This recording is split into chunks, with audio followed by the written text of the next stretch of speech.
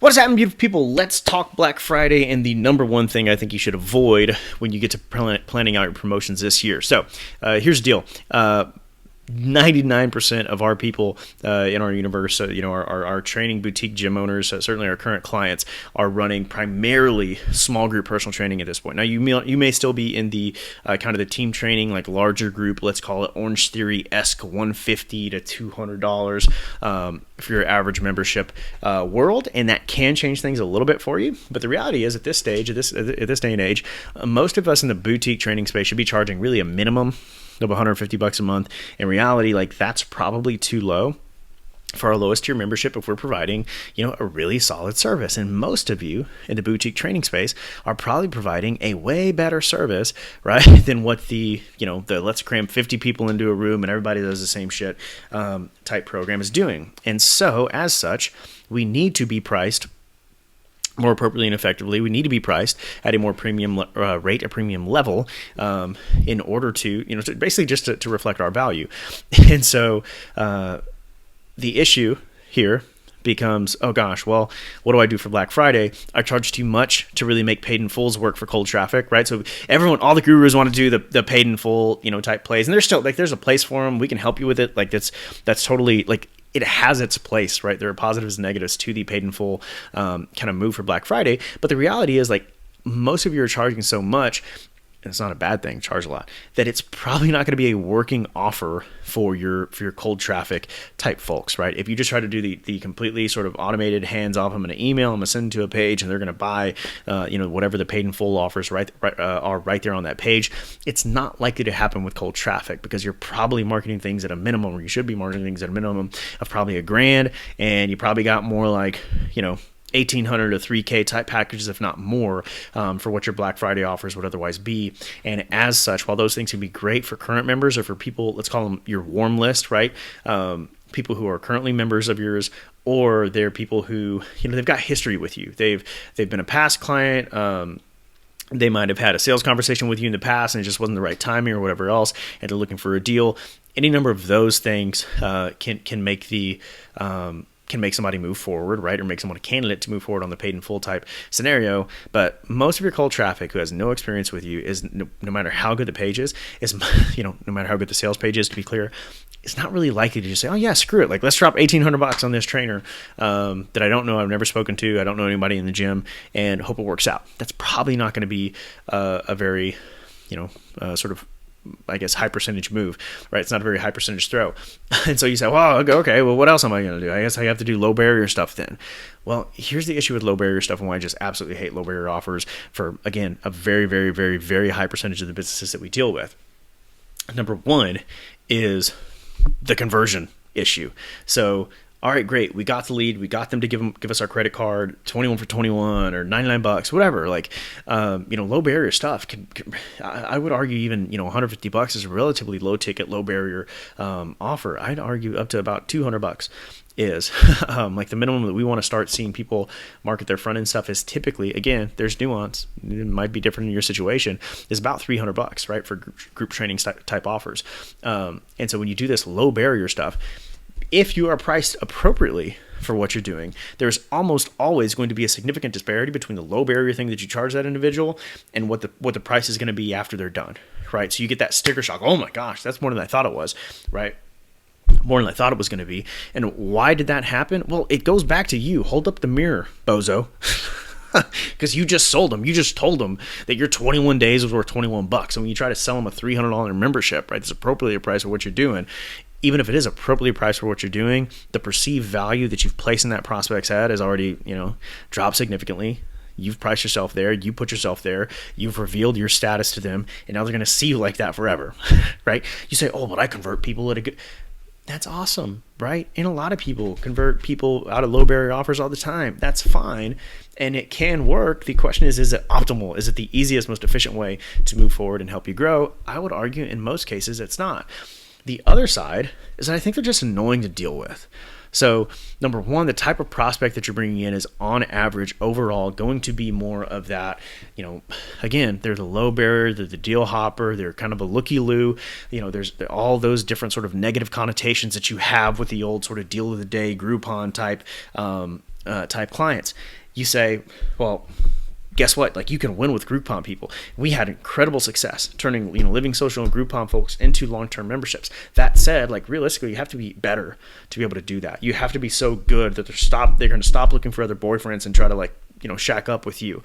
And not all of us are that good. And realistically, like, if I'm being totally honest, we were doing Living Social and Groupon a long time ago. And so the landscape was less competitive. It's probably more difficult now to get some low barrier person to stick around because the marketplace is so competitive and the marketplace has matured, right? The hurdles that you have to achieve just to have permission to play, permission to sit at the table are much higher than what they were when, the coaches show up without their shirt off and sessions start 10 minutes late and no one follows up for a freaking week and people still sign up.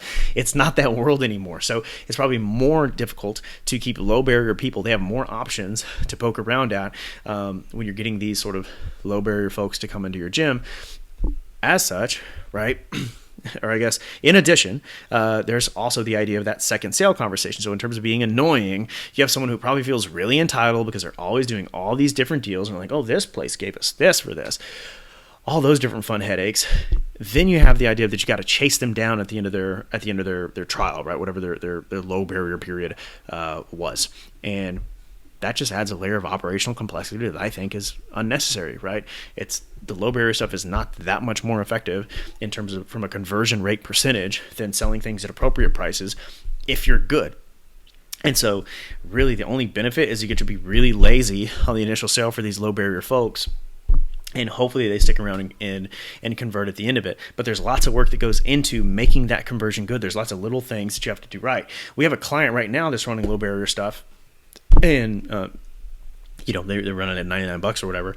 And it works for their particular situation based on the data that they have. They're a very adult business. They have a lot of cash. They can wait. They're actually doing pretty incredible cash on cash return on their advertising because we've knocked it out of the park on their ads. But not every market can afford to get clients profitably in month one and have a really nice positive like cash on cash return in that first 30 days, right? That's the last, I guess you guys can't see the screen on this, but long story short, your 30-day cash collected suffers in comparison to selling like $599, $799, $999 programs that we teach people to do in most cases. But again, it is very dependent on your individual situation. But it is much, much, much more difficult to scale your advertising efforts when you are marketing these like low barrier things, because again, they don't typically increase the conversion rate enough to justify the decrease in price or decrease in cash that you're going to collect over those first 30 days. They absolutely, in my opinion, again, 99.9% of the time, do not justify the increased headaches of dealing with those different like second sale conversations and everything else. I'd much rather deal with the second sale conversation with somebody doing $1,000 for 6 weeks, right? Than deal with somebody who's paying $21 for 21 days, or someone who's doing, a 6-week challenge for $99 or whatever it might be. Those people are going to be harder to deal with, harder to convert, more likely to see sticker shock, all those different things. So you say, okay, GR, like, I know you've shit on the LBO thing. I'm somewhat convinced, probably more that we're missing, frankly, that I haven't dug into. What should we do? What can be a winning play for Black Friday for the boutique gym that's selling things at higher prices? Where gosh, there's, regardless of how high you try to place an LBO to be in that like fuck it money window where people are just going to throw money at it and say screw it, well, I'll try it out. There's still have a big jump, right, for your regular membership prices. What is someone like that to do for Black Friday? In my opinion, you do curiosity-driven offers. And so the idea, what do I mean by that? I mean the idea, essentially the idea is that the goal of the advertising is just to generate curiosity, is to get you a lead, and then basically you do what you do best on the back end and have a good coaching conversation, a good sales conversation with that individual to turn them into a sale.